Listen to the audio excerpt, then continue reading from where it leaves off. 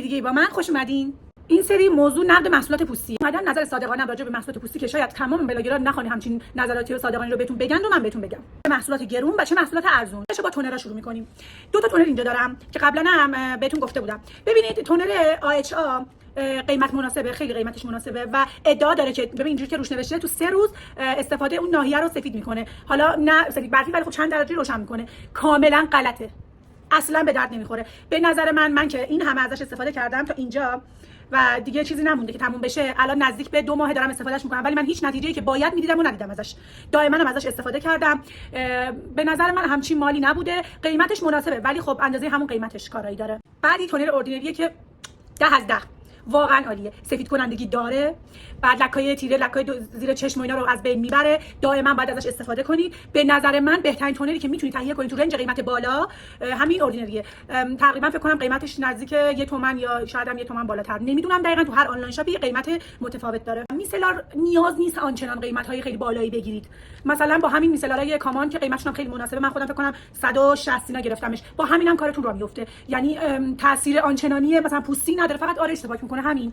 خیلی خوبه خودش. ولی به نظر من اگر مثلا یک آب جوشیده شده یا آب مقطر رو توی اسپری بریزی و اسپری کنی هم دقیقاً کار همین انجام میده. نیاز نیست 1 تومن بابت این پول بدی. نوبت میرسه به 6 پپتاید کوزارکس. ببین عالیه، عالی.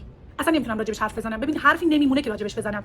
ببین بهترین آبرسانه، یعنی بهترین ضد لکه، اصلا عالی همه کاره. یعنی اینو داشته باشی نیاز به هیچ هیالورونیک اسیدی، نمیدونم هیچ آبرسانی، هیچ مرطوب کننده اصلا نمیخواد چیزای گرونتر دیگه بگیری. فقط اینو داشته باش. ببین من نمیدونم دیده میشه یا نه، تقریبا 4 ماه دارم استفاده میکنم. اینقدر ازش مونده، یعنی شاید یه ماه دیگه برام کافی باشه. یعنی یه دونه از این بگیری 5 ماه برات کافیه. بافت سبک، آبکی، اصلا چربی نداره. بعد میرسه به نیاسینامیدها، ضد لکه ها و ضد جوش ها. ببین اوردینری بد نیست، اثر ضد جوش داره ولی شاید 10% داشته باشه. و اما ضد لک و ضد جوش اکسس وای، ببین این عالیه. یارو همدم همیشگی من 1000 بار دیگه شارژش میکنم. این خیلی خوبه. ببین ضد لک، ضد جوش. ببین من خیلی جوشای هورمونی میزدم، مثلا یا نزدیک پریودم میشد مثلا جوش میزدم، نمیدونم شیرینیجات میخوردم جوش میزدم. ببین این به حد 99% جوشای منو کنترل کرده. یعنی کسایی که منو از قبل میشناسن و منو دیدن میدونن که من همیشه ناحیه پیشونیم جوش داشتم، همیشه. یعنی یکی میرفت یکی میومد، یکی میومد. از وقتی که اینو استفاده میکنم الان نزدیک 4 ماهه، واقعا من اصلا بهتون بگم شاید مثلا هر 2 ماه یه بار که مثلا بخوام پریود شم مثلا یه دونه شاید جوش بزنم که اونم خب طبیعیه. اوقات تنبلی میکنم، با میکاپ میخوابم، ممکن از اون باشه. ولی در کل این خیلی عالیه. پیلینگ اوردینری نوبت به این میرسه. ببینید لایه برداره، این خوب نیست.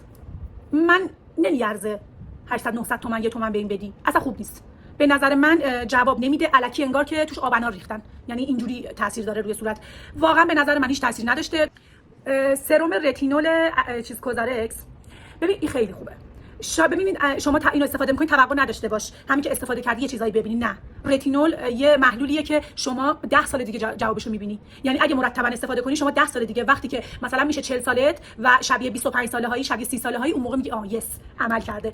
اینجوریه. تو اگه بخوای رتینول استفاده کنی مثلا به نیت این که وای تمام چروکام همین الان از بین بره، نه اصلا اینطور نیست. اینو مرتبا همیشه توی روتین پوستیت حتما باید داشته باشی. حتما هم تو روتین شبات باید داشته باشی، نه روزا. بعد میرسه به کافئین اوردینری. ببین خوبه واسه رفع تیرگی زیر چشم خوبه، ولی به تنهایی نمیتونی استفادهش کنی. اگه به تنهایی استفاده کنی تمام پوست زیر چشمت خشک میشه به مرور. خب اینو حتما باید با یه کرم دور چشم خیلی خوب استفاده کنی تا نتیجه مثلا مطلوبو بهت بده. کرم دور چشم عزیز و محبوب دلها، سانبایمی، مناسبه واسه زیر چشم، آبرسانی میکنه زیر چشم و ضد چروک. از همه لحاظ چه از لحاظ بافت، کیفیت، تاثیرگذاری، قیمت، به نظر من هم به صرفه است، هم خیلی خوب، بهتر از تمام کرم چشمایی که تا الان مثلا تو بازار اومده جواب داده. 1 سال من میتونم این استفادهش کنم. تقریبا 900 تومن اینا گرفته بودمش که تاثیرگذاریش 100% و اینکه 1 سال ماندگاری داره. 1 سال به نظر من خیلی با صرفه است. 1 سال چیزی نیست. 1 تومن میدی 1 سال کرم دور چشم داری. بعد میرسه به ترمیم کننده ها. ببین ترمیم کننده سیکالفیت اون گرونه. تقریبا 1.700 1.500 ایناست و اینم کثیف شده. اینم نمیدونم دیده میشه یا نه. اینم سینر است، ترمیم کننده سینره. ببین اگه بهت بگم این 300 خورده این 1.500 و تاثیرگذاریشون دقیقاً یکیه، به نظر من نمیدی الکی پول به این بدی. اون الکی گرونه. یعنی همین کارایی رو داره. تازه بافتش خیلی سنگینه، کرمیه بافتش و خیلی مثلا زیر میکاپ تو نمیتونی بزنی چون قشنگ کرمیه. به نظر من این بهتره. هم فلویدیه بافتش، بعد تاثیرگذاریش خیلی بهتر از اونه. اگه برای جای جوش جای لک و جوش میخوای این به نظر من بهتره. صحبت میرسه به مرطوب کننده ها. ببین 2 تا مرطوب کننده هم از برند سراویه، ولی اگه میخوای مناسب پوست صورتت باشه به نظر من این مدلش خیلی خوبه. فلویدی تره، جذبش بالاتره، چربی خیلی خیلی خیلی کمتری داره. اگه بخوای زیر میکاپ بزنی خیلی خیلی بهتره. اما این به نظر من بیشتر برای دست و پا خوبه. ممکنه پودرتون رو یه ذره شاین میکنه، مثلا خیلی چربش میکنه. آخرین نکته ضد آفتابان. ببین ضد آفتاب سنتلا یکی از محشرترین ضد آفتاباییه که ضد آفتابای کره‌ایه. به نظر من خیلی خوبه، بافتش هم خوبه، زود جذبه، مثلا چرب نمیکنه، سنگین نیست اصلا، ولی خب گرونه دیگه. 800 900 تومن واسه ضد آفتابی که مثلا الان تابستونه، مثلا الان هوا مثلا گرمه، تو هی باید مثلا تمدیدش کنی، مثلا حداقل ماهی یه دونه از این نیاز داری. اگه مثلا هزینه‌اش برات مهم نباشه خیلی عالیه، بهترین مثلا ضد آفتابه. اما ولی اگه هزینه‌اش برات مهمه به نظر من ساین اسکین هم همینه، کارایی رو داره، رد سفیدی نمیذاره، فلویدیه، بعد سنگین به هیچ عنوان، اصلا حتی از اینم سبک‌تره. یعنی شاید این یه کوچولو رد مثلا سنگینی یا چربی داشته باشه، این اصلا به هیچ عنوان نداره. الان این خودش مخصوص پوستای خشک و حساسه، پوستای خشک و حساس نرمال، واسه پوستای چربش هم هست که اون یکی تایپاشه تو ویدیوهای قبلی بهتون گفتم.